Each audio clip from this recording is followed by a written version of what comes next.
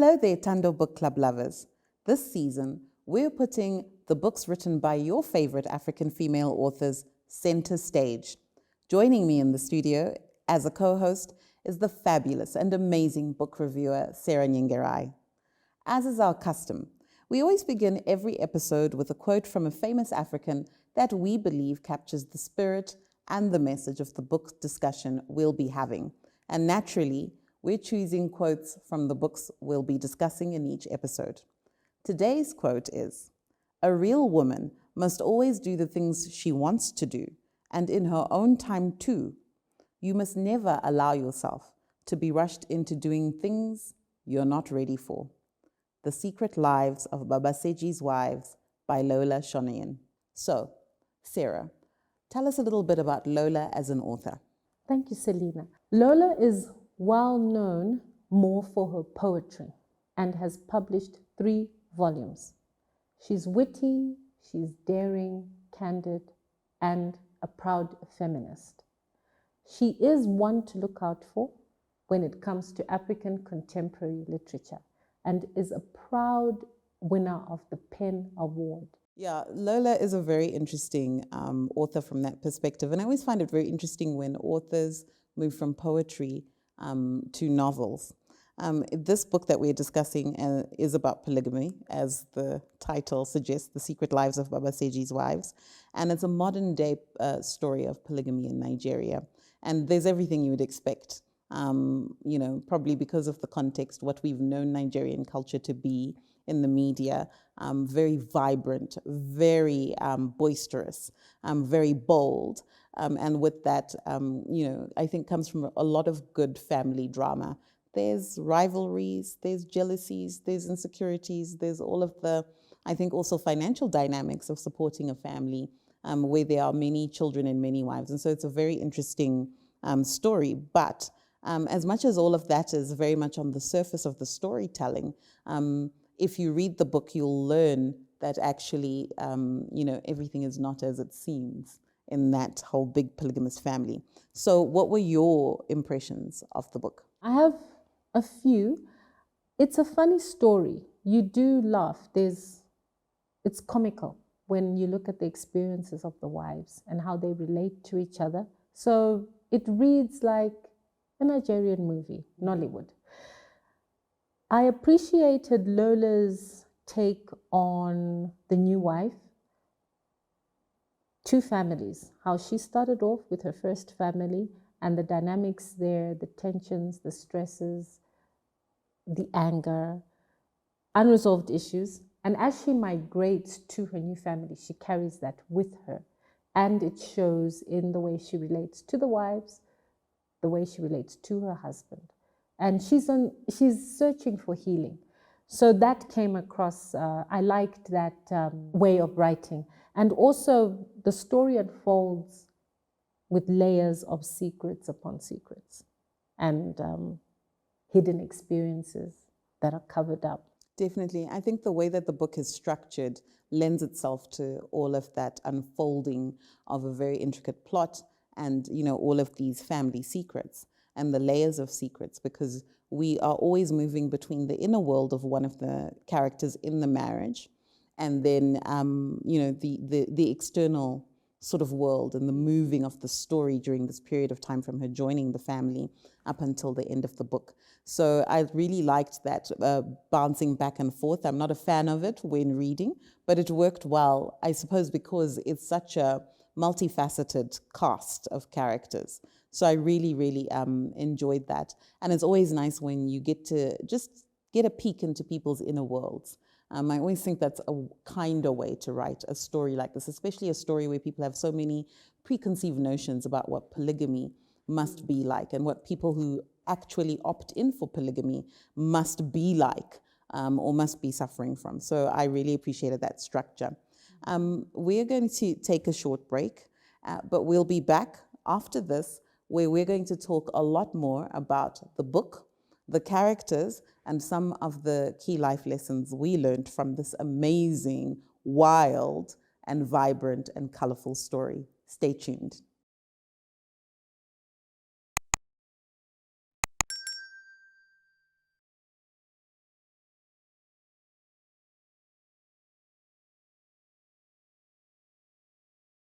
Welcome back. You're watching the Tando Book Club, and we're talking the secret lives of Baba Segi's wives, here with Sarah Nyingarai in the studio. So Sarah, who were your favorite characters in the book and your least favorite characters in the book? Favorite character, I do like Bolanle. She is a woman in transition. She's running away from her demons and trying to solve or heal from past trauma. So you get an appreciation of why she chose this lifestyle. And the author does a good job of making you understand that the most unlikely people can opt for the most unconventional family settings, and there's always a reason why. My least favorite was the first wife because of her meanness. Iya Segi. She contrived, manipulative. So I struggled with her personality. I just needed her to stop, like enough now. That's how I felt. So yes, those are the two. Very interesting that your favorite character is Bolanle, because she's my least favorite character and she's the protagonist that drives the story of the book. However, that being said, I must say that I find it very difficult to find a favorite character in this book. Although it was entertaining, it was funny, very easy and forgiving read, I struggled in terms of likability of any of these characters. And let me tell you, my gripe with Bolanle as a character is that I felt like there was an element where, you know, she came in and she was like, I'm educated, I'm gonna show everybody. And, you know, she came in with this very preconceived notion of what polygamy must be like. Now, I'm not gonna sign up for polygamy ever in my life, but I do think, you know, people do what they do for whatever reason that they do, and you must respect their choices and their decisions. And she was like, I'm educated, these people are not educated, I'm going to teach them, I'm going to show them. And I really felt a little bit of that Western looking down on, you know, Africans coming through there. So I was a little bit like, oh, little girl, you're going to get into trouble with this way of thinking, because she didn't really show much self-awareness as she was making that. You know, she was judging them, but I don't know if she really appreciated when they were judging them back. And so when the wives were like, stop, I was like, yes. Of course, then that was short-lived for me, that yes, because then they turned out to be scheming characters. And when all of their things came out, I was like, yo, what is that about? So I had a little bit of conflict with sympathy for these characters. I do agree with you. There is that interesting take that Bolanle doesn't realize that she's made a choice just like they have made the choice. But she feels, well, I'm still better. But when you're all similar, then you are alike. So there is that. Yeah. But I found her progressive in the sense that there were changes she wanted to make.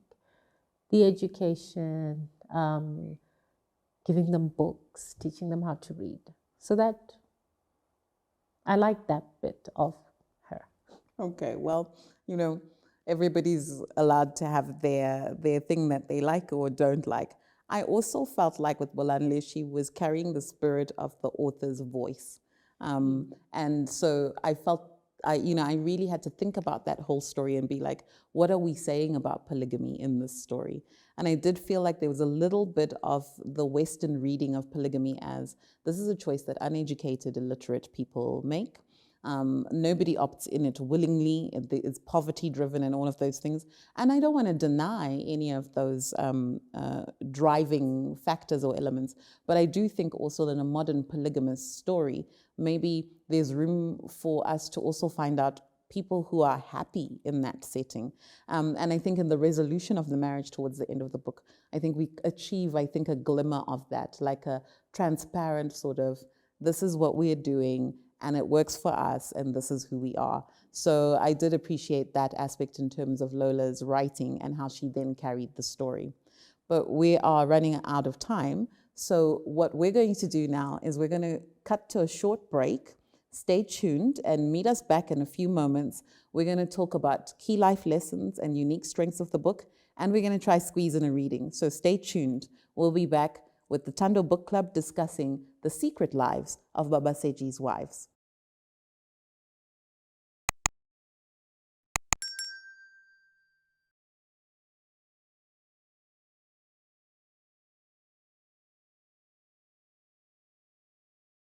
Welcome back. You're watching the Tando Book Club, and we're discussing the secret lives of Baba Segi's wives. So Sarah, key life lessons from the book. What was big for you? Okay, a big thing for me is choices. People often make decisions based on experiences we know nothing about, yet humanity is quick to judge one's lifestyle without a clear understanding of where they're coming from, the why. The choices we have to make in this world are hard and bitter. Sometimes we have no choices at all, and that's depicted in most of the characters in the book. Very, very powerful.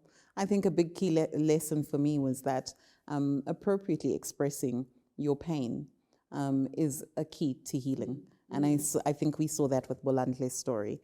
When she finally came to the climax of her story and confessed her pain, I think it gave her a restoration of dignity to some regard, and a witness from her own self that what she had been through was not okay, was not right. It was a deep, deep trauma. And so I really appreciated that aspect of the book. What about unique strengths of the book?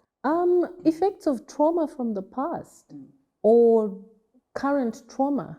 In the wives, there's current trauma and it plays out. In Bolanle, effects of past trauma plays out. So she brings that out very well, that traumatic experiences and how healing is the only way. Definitely. I think for me, the unique strength of the book, strangely, is how Lola wrote the men. So a lot of the men are seemingly one-dimensional to me. People like Tunde, people like Segun, the young lovers, the princes of the mansions who go after the girls. And they're juxtaposed against these more rural countryside menfolk who are very sort of straightforward, and it's eat, sleep, have sex, and that's it, and they're juxtaposed like this. But, as the story unfolds, you're like, oh, well, some of these romantic guys are actually rubbishes, and at the end of the story, I actually had a lot of sympathy and empathy for Baba Segi because of what he goes through, and it's very dramatic. And sort of his cutting down to size, which has actually been happening his whole life, and he's just been blissfully unaware. So I found that very sympathetic, and I thought that was a unique strength, because I think she was making a very powerful statement about how women are complicit sometimes with male sort of obliviousness, a willful obliviousness to the issues and where they lie in their family. So I thought that was a unique strength, yeah. But we're coming to the time in the program where we like to do a reading from the book. And because we don't have Lola in the studio, I always make Sarah do it. So Sarah, please read to us from the book. Sure. I've chosen a piece from Femi as she arrives to Baba Segi's house. The first thing that struck me about Baba Segi's house was the soiled curtains.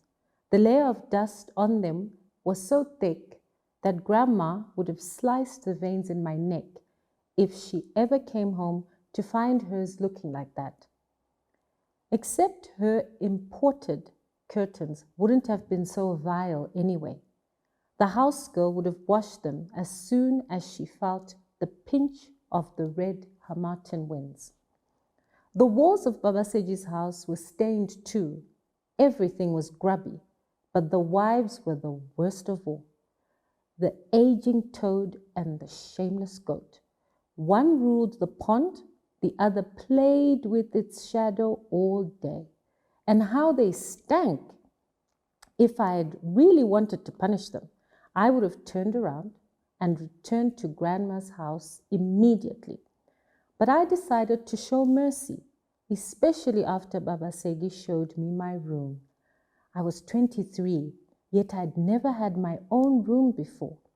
I'd slept between my parents until the day they died. Beautiful. Thank you so much, Sarah. Wonderful reading. It's been another great edition of the Book Club as we've been talking the secret lives of Baba Segi's wives.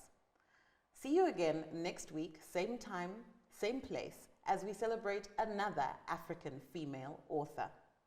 Until then, stay strong, stay true, and if you can, do it with a glass of wine. Goodbye.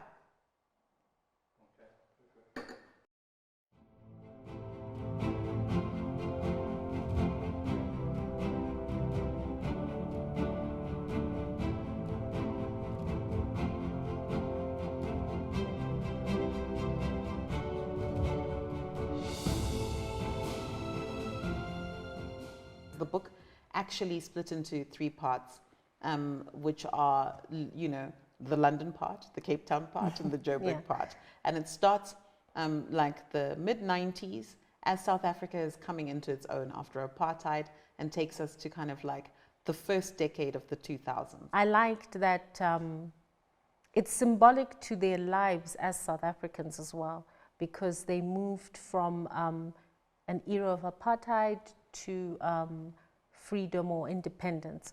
The most dangerous lie you'll face is the one you want to be true. And that encapsulates Martin and Liam's story, and everything you've said about protecting the people in our lives.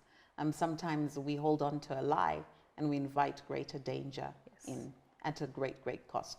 Martin let himself down, he let his family down, he let his son down. And he didn't rise to the occasion in order to protect. He may have provided, but he failed to protect.